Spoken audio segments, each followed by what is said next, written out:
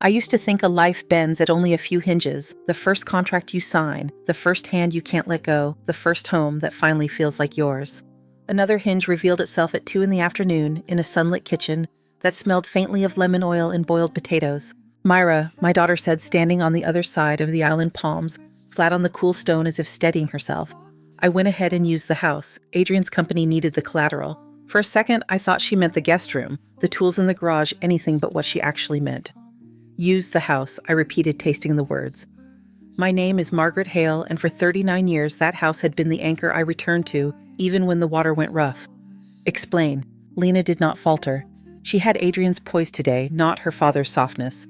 A home equity mortgage, $290,000. The payment is about $1,780 a month. It's manageable for a little while. Her voice took on the tone she used when soothing her own children, bright and instructional. Radian Labs is weeks from a prototype. He just needs runway. You don't need the house in the same way, Mom. A gull screeched beyond the dining window. Somewhere outside, the neighbor's wind chimes answered. I became aware of the texture of the floor beneath my shoes and the soft hum of the fridge. You used my documents, I said. You signed my name. Lena lifted a shoulder, more caution than confession. I had your file, the one with the tax forms and the deed. You leave it in the blue cabinet. It wasn't hard. It's all digital now. Her brown hair, my hair, was pulled back in a neat clip that had always made her look younger than her years. My pension is $2,200 and change, I said. Your number leaves $400 for heat, food, insurance, and everything else. You've always made a little go a long way. She smiled, a brittle approximation of affection. Adrian is 46. He can make up for this 10 times over. I saw with unpleasant clarity not the girl who organized winter coat drives in high school, nor the 19-year-old who cried when our old terrier declined. I saw a woman who had trained herself not to feel the weight of what she took. 6 weeks earlier, while her stepfather Thomas lay in a ward that smelled of antiseptic and mint, Lena had come to the hospital cafeteria with muffins and promises. I'll keep an eye on your mail, she'd said. Don't worry about the house. I had taken her at her word, grateful for help I thought was offered in love. I opened the second drawer by the stove and took out the little leather purse Thomas had chosen for me on our last trip to Rockport. Inside it sat a thin envelope from Northbridge Life Assurance, the one I'd tucked away the day before with a tremor of guilt and relief. You had no right, I said. My voice surprised me with its steadiness. It's already done. Lena straightened. The money's been transferred. You can't undo it by scolding me. I'm not scolding. I slid the envelope into the purse and reached for my keys on the hook. I'm leaving. Leaving where? She sounded genuinely puzzled, as if my movements had begun speaking another language. I'll let you know, I said. The small particulars of departure ordered themselves without effort. Phone, wallet, medication, and old cardigan. When I stepped out onto the porch, the September air had sharpened the maple near the curb, already stippled with orange. I got into the white sedan Thomas insisted I buy new, and I drove hands at 10 and 2, breathing as if after a long dunking. Harborfield is a town that keeps its secrets politely. I kept mine at the Blue Gull Motor Lodge, a low cinder-block strip a mile from the bay with a swinging sign shaped like a bird. The clerk glanced at my driver's license and back at my face. 3 nights, he asked. Cash, I said, and slid bills across the counter. He gave me room 7 and a handful of sympathy that he did not voice. The room was clean in the way of things repeatedly and vigorously scrubbed. The bedspread had small roses printed on it, faded from 1,000 washings. The air conditioner rattled, then settled into a steady breath. I sat on the edge of the bed with the purse in my lap and allowed myself 3 minutes to feel everything the ache behind my sternum. The small, undignified panic that flutters in the throat. The memory of Thomas tracing the grain in our kitchen table as if memorizing it. When the 3 minutes were done, I stood, washed my face, and plugged in my old laptop. I have taught for 25 years, but before that, for 10 straight ones, I sold time and certainty to men in dark suits. Settlement swaps the invisible scaffolding that keeps some buildings upright and lets others fail. My father taught me his version of a creed, the only one I have ever kept. If you can name it and count it, you can fix it. The online portal for Seaside Mutual Bank came up without protest. Numbers resolved into a ledger of the last weeks, a wire-out, carefully segmented fees, a loan account I had not created. The mortgage was there in black letters, $290,000 at 6.9%. 30 years balloon due in 60 months. The beneficiary, Radian Labs, LLC. The document was stamped with a date 3 months back, 3 weeks into Thomas's second chemo cycle. I clicked until the information refused to yield more. Then I opened a new tab and typed Elder Law Harborfield into the search box. Names populated. I wrote them in my paper planner because paper resists certain kinds of mischief. Iris Calder-esque. Financial exploitation cases listed prominently. Neil Parson, capacity and guardianship actions. Shea and Bowman. Real property disputes for seniors. I closed the computer at last and lay back in the dark. The motel smelled faintly of bleach and something sweet, maybe the dryer sheets they used for the towels. I slept shallowly as a person does when her body has arrived somewhere her life has not yet caught up to. At 7 the next morning, the bay was pewter under a low lid of cloud. A fisherman in a red cap crossed the street toward the diner stenciled with coffee cups. I ordered oatmeal and ate it because a person who does not eat cannot make calls. Outside wind rattled the motel's little flags. I dialed the first number on my list and left a message. On the second, Iris herself answered, her voice brisk without being unkind. "Come at 11, she said. "Bring whatever you have." Before 11, there was Monica. Monica Fields runs the Seaside Mutual branch on Alder Street. I have sat next to her in the alto section at St. Paul's and watched her granddaughter hand out programs at the library's author nights. When she saw me cross the threshold, she rose from her glass-walled office as if to steady something fragile, then stopped herself and simply opened the door wide. "Margaret, I need a private room," I said, "and I need to remove someone from my accounts." She did not ask who until the door was closed. When she did, I told her. She went very still, as if something long predicted had finally come to pass. "I am obligated," she said after a moment, hands folded on the desk, "to make a report to Adult Protective Services when I suspect financial exploitation. I want you to hear that from me first." "I understand." The words tasted like copper. "Do what you must." We worked in the sober rhythm of people who both know where the exits are. Monica brought up my accounts on her screen and read out the numbers. Checking 4,127. Savings 13,000 even. The CD matures in 77 days, 33 and a half. She paused. "The insurance funds, Northbridge Life, the check posted yesterday. The hold is 5 business days." Monica nodded. "We'll add an alert requiring in-person verification for any transfer over $200 until..." She stopped herself. "Until you tell me otherwise." She removed Lena's name from the old joint checking authorization I had put in place the year after Thomas and I married, back when trust felt like sunlight and things grew in it without anyone tending. She added a note that no one but me could see account details without a court order. She printed a pile of confirmations, each one a small square of ground claimed back. When she was done, she said very simply, "I'm sorry," and then, "Do you have someone to stay with?" "I have a room at the Blue Gull." It sounded almost cheerful, offered aloud, her mouth compressed. "I will submit the report today. It is not about punishment, it's about protection." I know I said and did know. I signed my name 3 times without a tremor. When I stood, Monica did too. "You have always kept your books balanced," she said softly, which in our town is as good as saying, "You have always been a person worth believing." In the parking lot, my phone buzzed so insistently it seemed to vibrate the air. 12 missed calls from Lena. I let it ring once more and then answered, because not answering can be its own kind of fuel. "You've vanished," she said without preamble. "Adrian is worried. I'm worried. Where are you?" "In town," I said. "You need to stop this. You can't just undo what's been done. It's irresponsible handling money this way, moving things." "The irresponsible thing," I said, "was obligating me to a debt without my knowledge while your stepfather was receiving treatment. Thomas would have wanted, do not use his name to decorate this." The words came out flat. They surprised me with how calm they sounded. "This is mine." She exhaled sharply as if I had stepped on her foot. "You're being emotional." "I'm being precise," I said, and ended the call because precision also requires leaving the room when the measurements won't hold. I sat in the car with the window down and the branches potted geraniums bright on their stands. Across the street, a child tugged at his mother's sleeve, asking for coins for the gumball machine. The light changed, cars idled. Somewhere barely there, a radio played a weather report. At 10:50, I pulled out and headed toward Alder and 3rd, toward a brass plaque that said, "Calder and Beam Attorneys at Law." The streets were clean from last night's rain, maple leaves plastered darkly to the curb. I parked, took the stack of printouts Monica had given me, the Northbridge envelope, my planner, and my pen. The bell on the office door gave a single note as I stepped inside. The receptionist lifted her head. "Ms. Hale." "Yes," I said. "You're right on time." "You're right on time," the receptionist said. A door clicked and a woman with silver hair and a navy dress stepped out, hand extended. "Iris Calder," she said. "Come in, Ms. Hale." Her office smelled faintly of paper and cedar. Framed diplomas lined one wall, on the other a corkboard with color-coded tabs housing capacity fraud. She didn't ask me to start at the beginning. She asked for the dates. I slid a tidy stack across the desk, the account printouts Monica had generated, the single-page confirmation of the mortgage to Radian Labs, a photocopy of my deed, the driver's license I now guarded as if it were a living thing.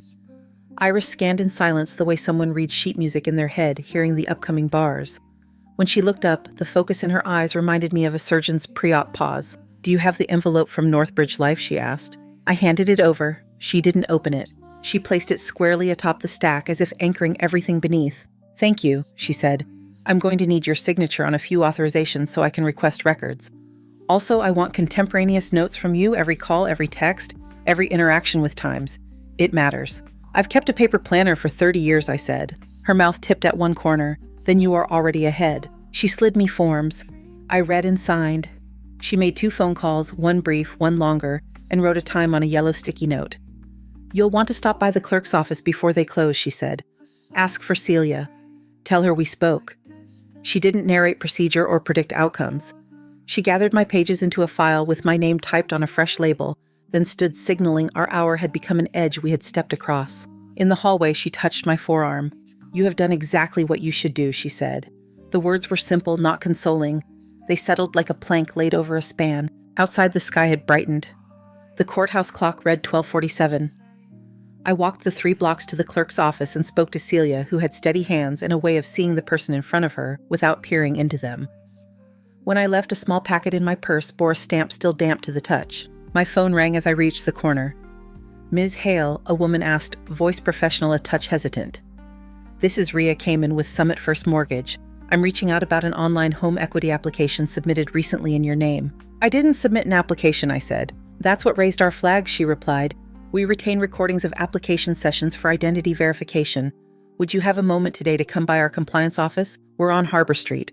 "I have a moment now," I said. The compliance office looked like any other small suite, 2 plants, a calendar with sailboats, a coffee machine humming in the corner. Rhea wore a charcoal blazer and tired eyes. She invited me to sit, then turned her monitor so we both could see. "We audit randomly, and we also audit when a few things tick our boxes," she said, clicking. This did. On her screen, a cursor moved in a way that was almost human, because it had been. The fields completed themselves with my address, my birth date, the parcel number I kept in the blue cabinet and had not thought to memorize. When the application arrived at the point where the system requested camera verification, the recorded session captured a brief, sharp frame, my daughter at a glass-topped desk I recognized as Adrian's from the photograph Lena had once posted of a perfectly aligned workspace keyboard squared to the edge, a print of a wave behind it. Lena glanced up as if to check a clock, then looked down again and continued typing. Rhea didn't narrate. There was nothing to say over a picture that told a fact the way a blow tells an injury. She stopped the recording, clicked again, and slid a small thumb drive from a paper envelope. "We've opened an internal case," she said. "Our legal department will forward this to the appropriate authorities. This is a copy for you." I took the drive between my fingers. It felt weightless and heavy at once. "Thank you," I said. I meant the sentence exactly as it sounded, nothing more. On the sidewalk, I stood still long enough that a woman pushing a stroller navigated around me with a small nod. I tucked the drive into the zipped pocket inside my purse next to the Northbridge envelope and the clerk's packet, then walked until the Blue Gull's sign appeared again, the painted bird, swinging lightly in a wind that hadn't troubled the bay. Room 7 had acquired the faint musk of my sweater. My planner lay open where I had left it, today's square half filled with tidy script. I wrote Summit Recording in the margin, the pen leaving a groove deeper than ink.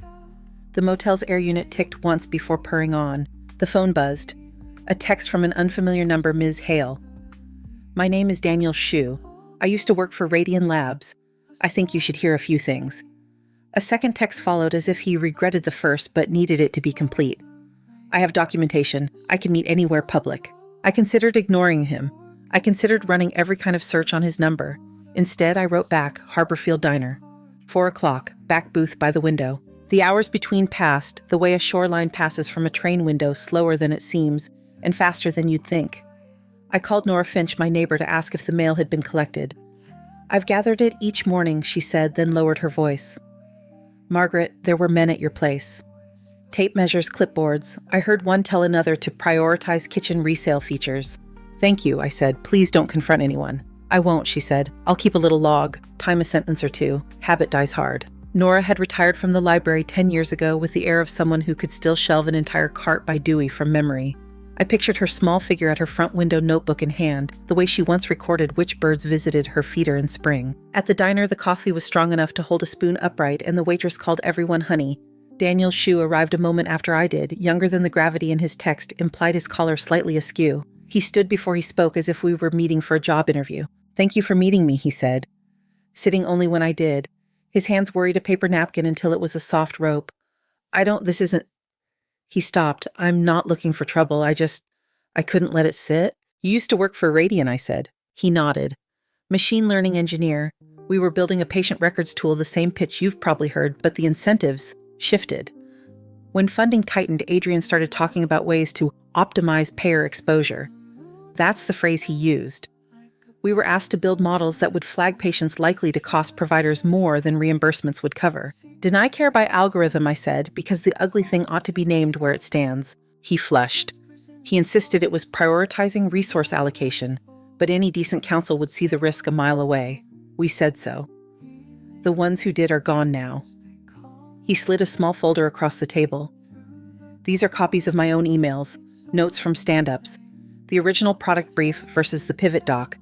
I shouldn't have them, but if what I heard this morning is true about a mortgage in your name, I don't think I can pretend not to." "You heard that," I said. "Two of us still talk to someone on the inside," he said. "Harborfield is a small place. People love to be the first to say the thing everyone will know by sundown." I took the folder. The papers inside were neat and dated. Abbreviations I recognized from a decade I had laid aside for chalk dust. Charts where someone had tried to make a thing the color of caution look like growth. "What do you need from me?" he asked, as if he owed me something beyond what he had already placed on the table. "Your name," I said, spelled correctly, "and your permission to pass this to counsel." He nodded. "Yeah." We sat for a minute in the old rhythm of booths and steam and the metallic clatter of the pass. The waitress refilled our cups without asking. When Daniel stood, he looked like a young man who had done a thing that cost him sleep and would again. He shook my hand the way an earnest student thanks a good teacher, and then he left. Outside clouds had pulled apart to reveal a hard strip of blue. I drove toward Alder Street before turning not into the Blue Gull, but onto my own block. Nora's hydrangeas glowed white in the late light. The magnolia Thomas had planted years ago held its leaves like polished spoons. In my driveway, Adrian's graphite sedan, a contractor's van with magnetic signage, and a compact car with a real estate lockbox hanging from the mirror. I parked a house away and walked up my own path. The front door was unlocked. In the kitchen, 3 men stood with tape measures extended across my countertops, discussing islands and overhangs as if the air did not still hold the scent of the lemon oil I'd rubbed into those cabinets most Saturdays for years. "Margaret," Adrian said, appearing from the dining room with a sheaf of printouts and a salesman's smile that had convinced me once to buy an unnecessary electronic salt mill. "We were going to call you. Just getting a few ideas together. It will increase value for everyone." "For whom?" I asked. My voice did not rise. I set my purse on the side table with the place I always set it, because that was still my table and this was still my habit. "For the family," he said. "Lena is your heir. Consolidating assets makes sense. We're simply managing an intergenerational portfolio. You signed a mortgage in my name without my knowledge." I looked at the contractor with the clipboard. "You can wait on the porch. This won't take long." They filed out, murmuring the way men do when they know they've walked through the wrong door. Adrian's smile flattened. "You're letting your feelings run the show. Lena told me you've been fragile. We can help. We'll handle the payments until the product is out. Then we'll take the note completely. You won't have to think about it." "I think very well," I said. He stepped closer. "If you choose to make this adversarial, we'll have to bring in safeguards. There are legal instruments for situations like this. A judge can appoint someone to help make your financial decisions. It's not punitive, it's protective." The word protective slid over the tile and left a film. "You are threatening to seek guardianship," I said, naming a thing where it stands again. "I'm saying we're prepared to do what's necessary to prevent you from..." He gestured toward my counters, my cabinets, the house that had held birthdays and casseroles, and the nights Thomas couldn't sleep, "from making choices you'll regret." My phone vibrated in my purse. Nora's name flashed. I didn't pick up. I let the call be there like a hand on a shoulder. "You need to leave," I said to Adrian. "And you need to tell the men outside that there will be no demolition in this house." He shook his head indulgent. "Margaret, let's not make a scene. Every scene you are in becomes a scene," I said. "Leave." He didn't move. His voice dropped to register. "We have documentation of your consent. You have a recording," I said, "of my daughter completing an online loan application at your desk." His eyes flicked just once. It was a small movement, but even a degree matters when you're measuring true. "Summit keeps its sessions," I said. "They called me today." The mask slipped a fraction. Anger, then calculation, then a stillness like held breath. "Then I suppose we'll let counsel handle it," he said, and called the men back in with a voice that made strangers want to agree with him. They took their measurements in silence hastily, then carried their clipboards and their rolled plans out to the van. When the door shut, the house breathed. I stood with my hand on the back of a chair and felt the slight ache that comes when a room holds itself together after too many footsteps. On the counter lay a stack of sample chip stone laminate paint swatches with names like Harbor Mist and Early Fog. I returned them to the cardboard box neatly, one by one. Then I rang June Sutherland. June has sold houses in Harborfield since long before people began painting them all the same white. She answered on the second ring. "I can be there in 20 minutes, she said after I told her I needed a listing agent. "Don't tidy. I want to see how it lives." The 20 minutes were enough to take my family photographs down from the hallway shelf and place them in the bottom drawer of the buffet. Not hidden, not displayed. June arrived with a leather folder and shoes meant for walking rooms. She moved through the house as if she were measuring light with her palms. "It's a good house," she said in the kitchen as if speaking to the room. "We'll price to move, not to linger." She explained the paperwork without rushing, and I signed where she placed tabs, the pen skimming over my name as if it had always known how to trace those letters through this exact moment. She called a photographer from my dining room and booked a slot for morning. She hung a subtle lockbox at the side door, more discreet than the one dangling from the contractor's mirror had been. "I'll have copy to you by tonight," she said. "If there's anything you don't want shown, tell me now." "Don't photograph the blue cabinet," I said, and she nodded, not asking why. After she left, I stood for a while in the doorway between the kitchen and the hall, not moving. The late sun came in at an angle that caught the little scratches in the wood floor, scars that looked like lines on a palm. My phone hummed with a message from a number I didn't recognize. "Ms. Hale, this is Adrian. It's unfortunate that you've chosen this path. Please don't embarrass yourself further. We can make this painless if you stop right now." I turned the phone over, the hum stilled against my palm. I took the thumb drive from my purse and set it gently inside the top drawer of the buffet next to a stack of napkins so clean they almost shone. I closed the drawer with care, the wood ceiling against wood with a sound I knew by heart. I turned off the kitchen light. The lemon oil sheen on the cabinets held the last of the day in small, neat rectangles. I picked up my purse, locked the front door, and walked down the path past Thomas's magnolia, its leaves clicking softly in the breeze. When I reached the sidewalk, I paused as one does at the boundary between one thing and another, and then I kept walking. June's lockbox clicked into place like a throat clearing. I left the house and walked back beneath Nora's hydrangea's petals tipped with green, the color they take on when the season turns.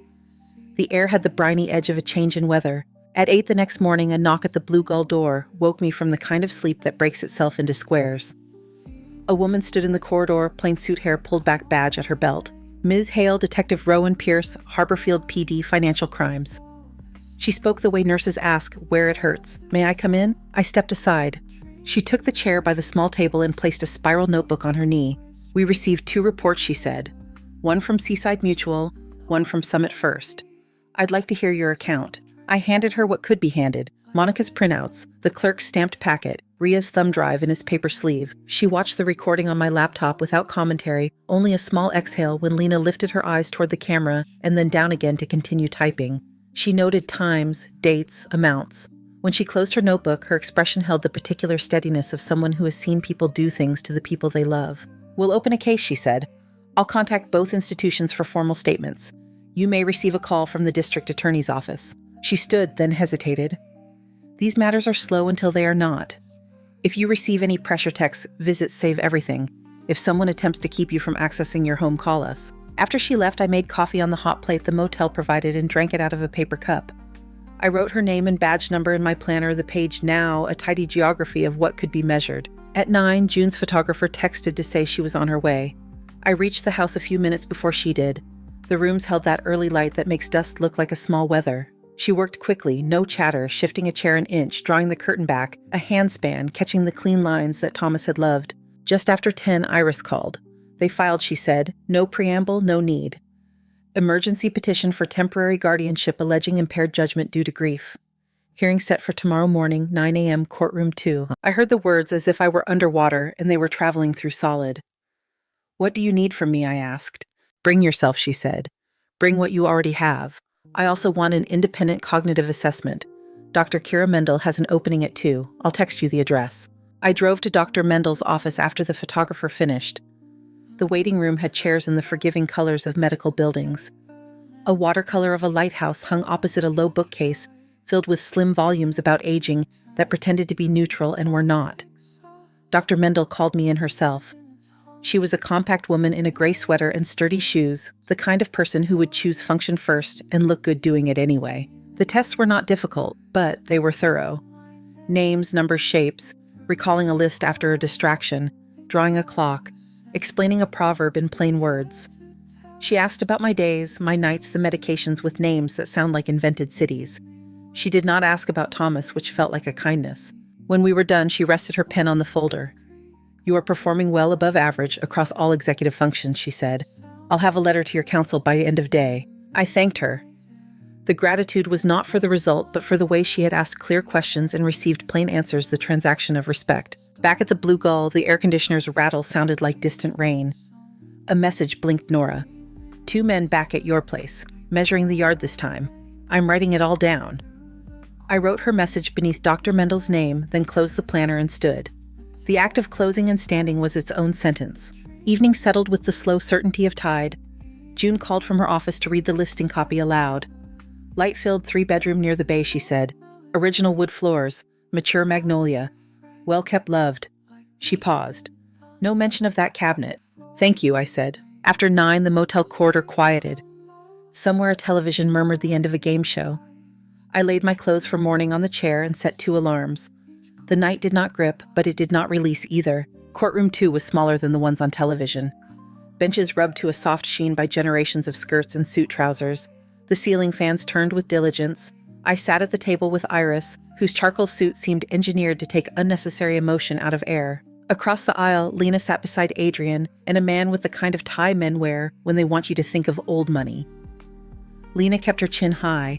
Adrian whispered to the attorney as if dictating a bill. The judge entered from a door that disappeared when it shut. Judge Carmen Albright, narrow face, bright appraising eyes behind simple glasses.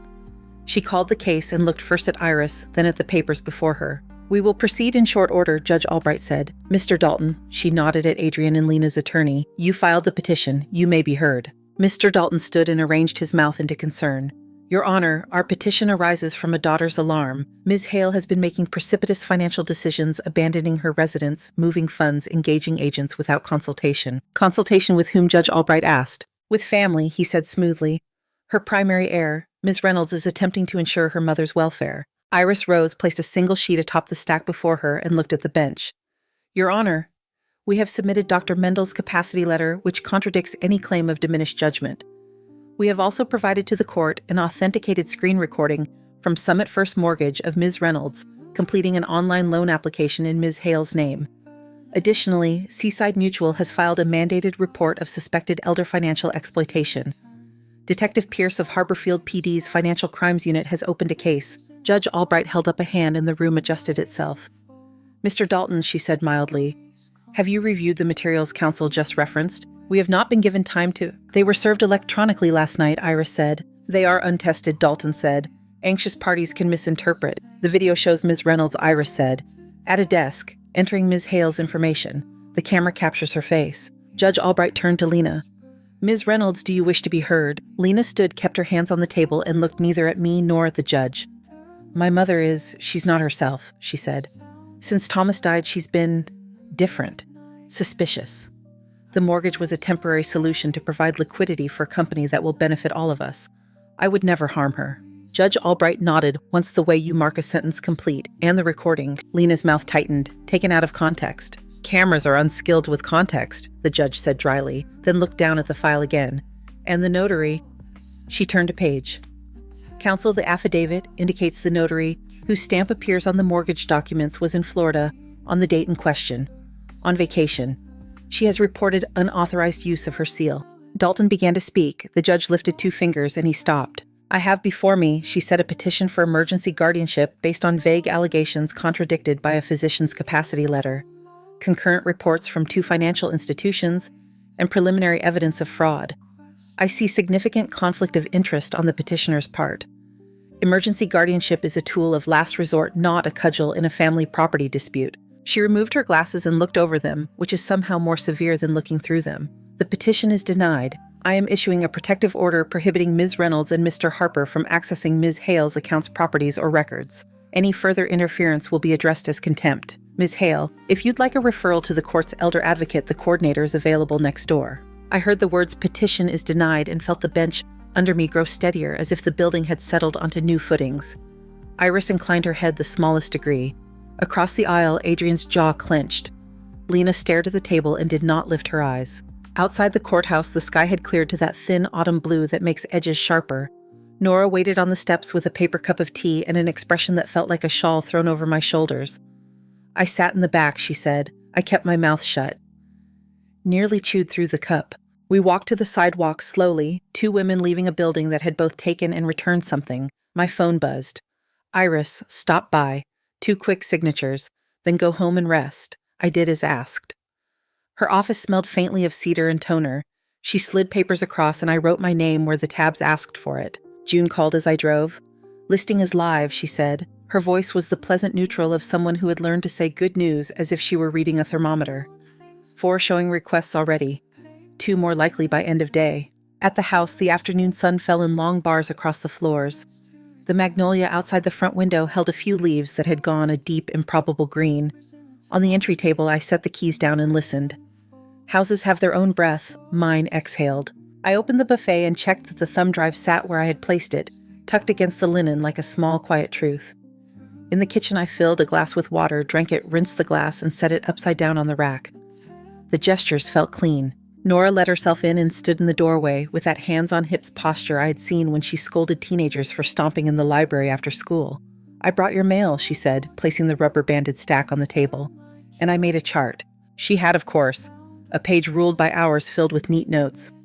Monday the 3rd and 10 p.m., contractor van. Tuesday, 25 a.m., 2 men measuring fence. Wednesday, 11th of 40 a.m., silver sedan 20 minutes, no packages brought in or out. She had affixed tiny printed photos from her phone in the margins. "Thank you," I said. The words were too small in the size they were meant to be at once. We dusted the living room together the way women do, who have both cleaned their own houses and the houses of people they love. June texted a time for a late afternoon showing, and I replied confirmed. The realtor's sign had not yet been staked into the lawn. The absence felt like a pause between notes. Before the first buyers arrived, I walked the rooms once as if I were a guest, notating small things with my eyes, the slight nick on the 3rd stair, the pattern, the light made on the wall beside the bookcase, the way the kitchen window's latch clicked smooth as a sentence ending. When the doorbell rang, the sound folded neatly into the afternoon. June let the couple in with the light step of a person showing a place she would not live but understood. I moved out to Nora's front porch and sat with a mug of tea while they walked through.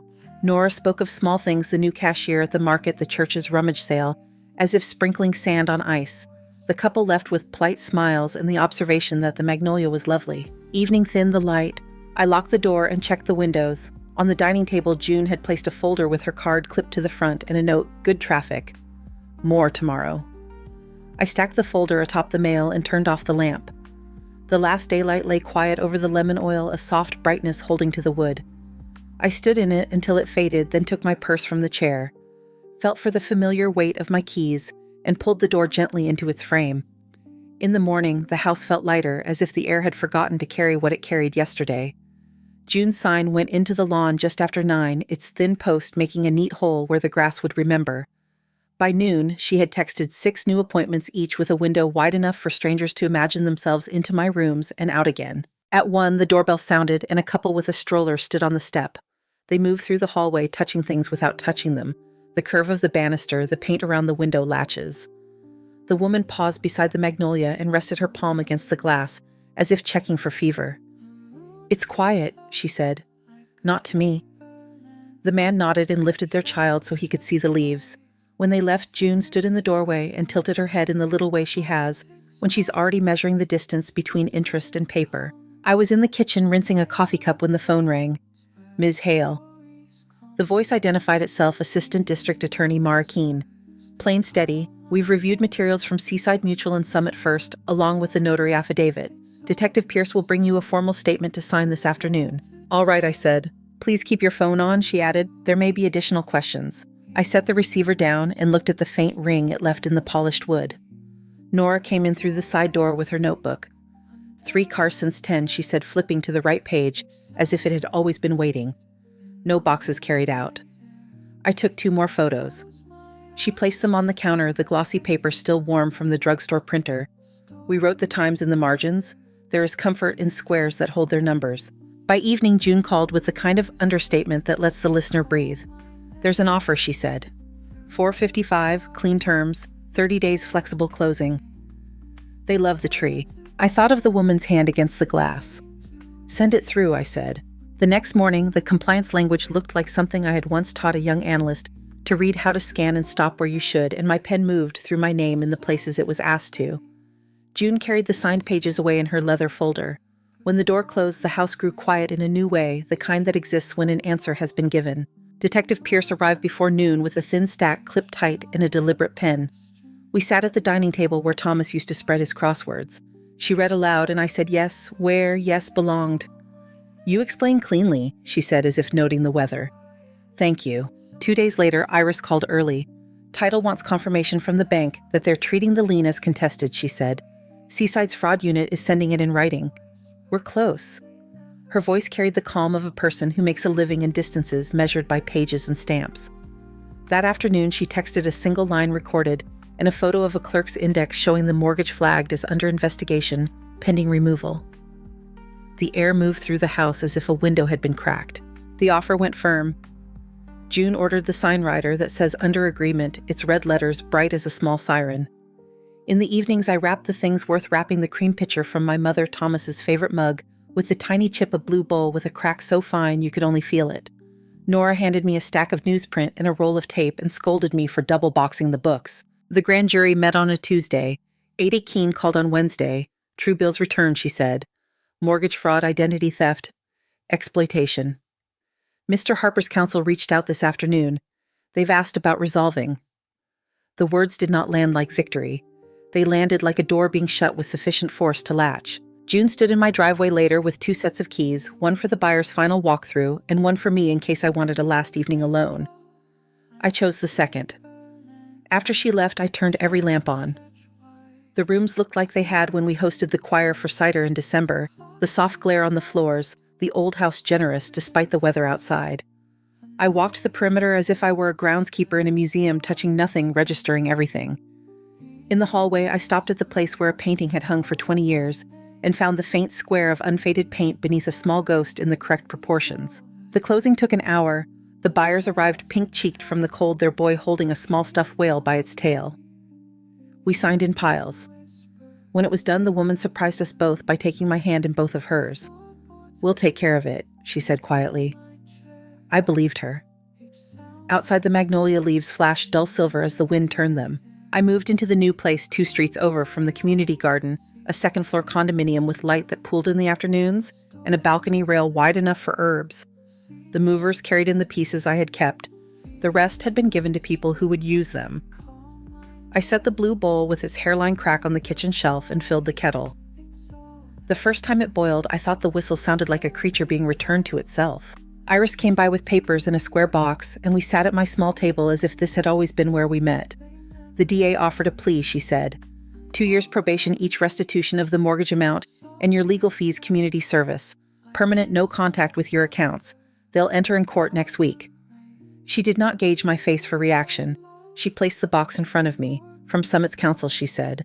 Inside lay a thumb drive identical to the one in my buffet drawer and a letter written in the careful hand of a lawyer who knows which sentence might be read in front of a judge. I slid both into the back of my desk. Lena's email arrived the day after the move. No subject line, 3 paragraphs plain. She wrote that she was sorry that she hadn't understood how fear and ambition can look like the same thing. If you squint, that she would not contest what the court ordered.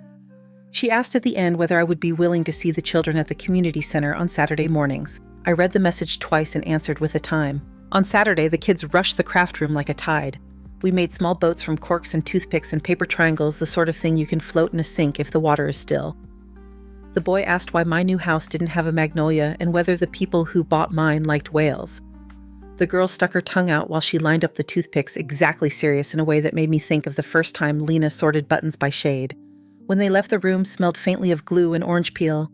I washed my hands and stood in the quiet, then walked home by the long way to see the community garden's cabbages wearing their bluish coats. Ada Keene called once more. Plea is entered, she said. The judge accepted the restitution schedule. Orders regarding financial contact are permanent. She didn't offer a feeling to hang on the facts. I told her thank you and meant it. I planted thyme and parsley in a narrow box on the balcony, and watered them with a measuring cup because the can felt extravagant. The new building had a bench by the door. I learned the names of 2 neighbors and the dog who disliked the freight elevator. In the afternoons, a slant of light moved across the living room rug and stopped at the foot of the bookshelf. I began to mark it without meaning to, the way you learn a new room's weather by standing still. On a Sunday, Nora came over with a low leafy plant and a chocolate cake iced smooth as plaster. We ate small slices and pretended we were saving the rest. She walked from room to room approvingly as if she had chosen them herself.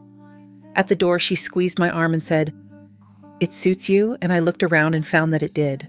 That evening, the kettle sounded again. I poured hot water over a bag of black tea and set the cup beside the blue bowl. A sparrow landed on the balcony rail and cocked its head, considering. Somewhere below, a car door shut. Someone laughed.